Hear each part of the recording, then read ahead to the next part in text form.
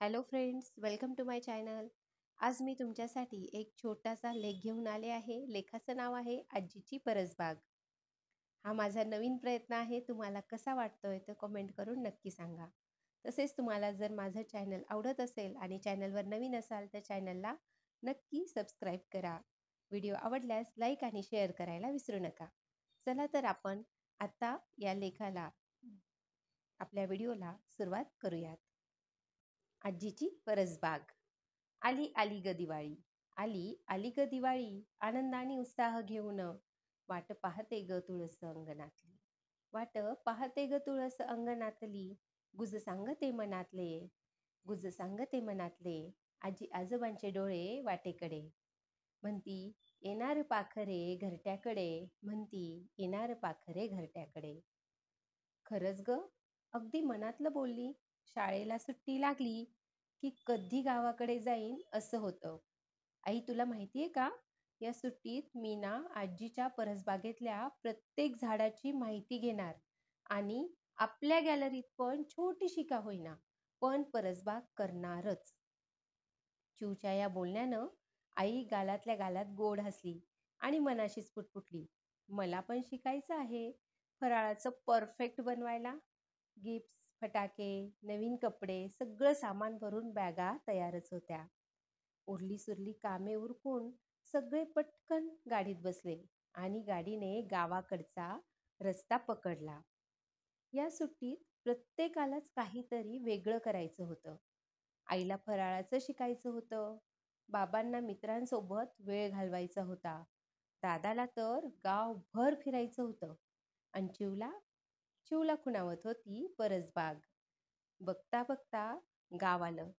किती शांत आणि सुंदर वाटत होतं. अंगणातली तुळस हसली, रांगोळीने हसून स्वागत केलं. गाडीच्या आवाजाने आजी बाहेर आली. थांब थांब, तुकडा उवाळून टाकते. पिल्लांनी आजीला मिठी मारली. घराचं गोकुळ झालं होतं. दिवाळीच्या स्वागताच्या तयारीत वेळ कसा गेला कळलंच नाही. किती छान छान पदार्थ बनवले होते आजीने, आईने आणि काकूने. आणि अंगणात तर रांगोळीचा सुंदर गालिच्या सारखी वाटायची. बघता बघता दिवाळी, पाडवा, भाऊबीज सगळे सणवार अगदी मजेत आणि आनंदात पार पडले. आजीला निवांत झालेलं पाहून आता मात्र चिवने हट्टच धरला. ए आजी, गॅस मला परसबागेत झाडांची माहिती सांग ना ग. चल ना परसबागेत, चल ना ग आजी, प्लीज चल ना. आणि आजी, याला परसबागच का म्हणतात ग? अगं हो, किती प्रश्नांचा मारा चिवताई. आणि परस म्हणजे अंगण, म्हणजेच अंगणातली बाग, ज्यामध्ये औषधी वनस्पती, पालेभाज्या आणि फुले यांची लागवड केली जाते. आणि शक्यतो सांडपाण्यावरच ही बाग फुलवली जाते बरं का. यामुळे पाण्याचा योग्य तो वापर होतो. आपण म्हणतो ना, जल हे जीवन. आणि बोलत बोलत आजीने घरचा मागचा दरवाजा उघडला आणि चिवला जणू पंखच फुटले. आल्यापासून रोजच जायची परसबागेत, पण आज मात्र तिला तिच्या सगळ्या प्रश्नांची उत्तरे भेटणार होती, म्हणून गाडी एकदम खुशीतच होती. आजी, हा मोगरा ना ग, किती छान सुगंध दरवळतोय याचा. तुला सांगू चिव, हा जितका सुगंधित आहे ना तितकाच औषधी पण आहे. याचा हा सुगंध मन शांत करतो. त्वचेसाठी हा अँटीसेप्टिक आहे, तर त्वचेला मॉइश्चराईज करून मुलायम पण ठेवतो. याच्यापासून तेल बनते, स्प्रे बनतो. याची फुले वाळवून पावडर तयार केली जाते. अय्या आजी, किती ग भारी हा मोगरा.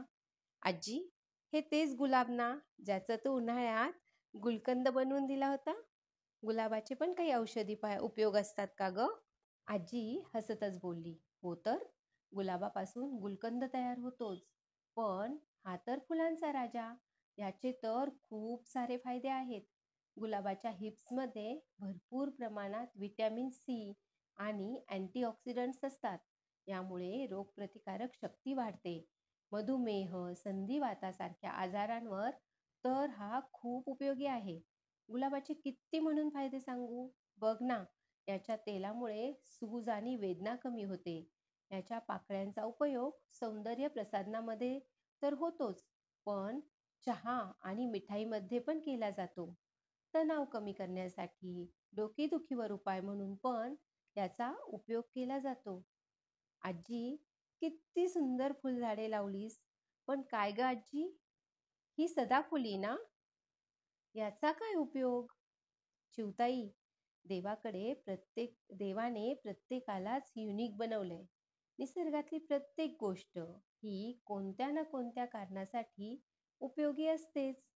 आणि या सदाफुलीला सुगंध नसला म्हणून काय झालं? हिचा उपयोग तर मधुमेह, कर्करोग, उच्च रक्तदाब अशा मोठमोठ्या आजारांवर औषध म्हणून केला जातो.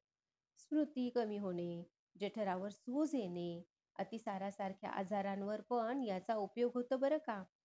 पण याचा वापर करण्याआधी तज्ज्ञांचा सल्ला घेणं मात्र महत्त्वाचं.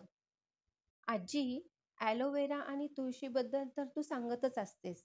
पण सांग ना, या परसबागेत तू भाज्या पण का लावल्यास ग?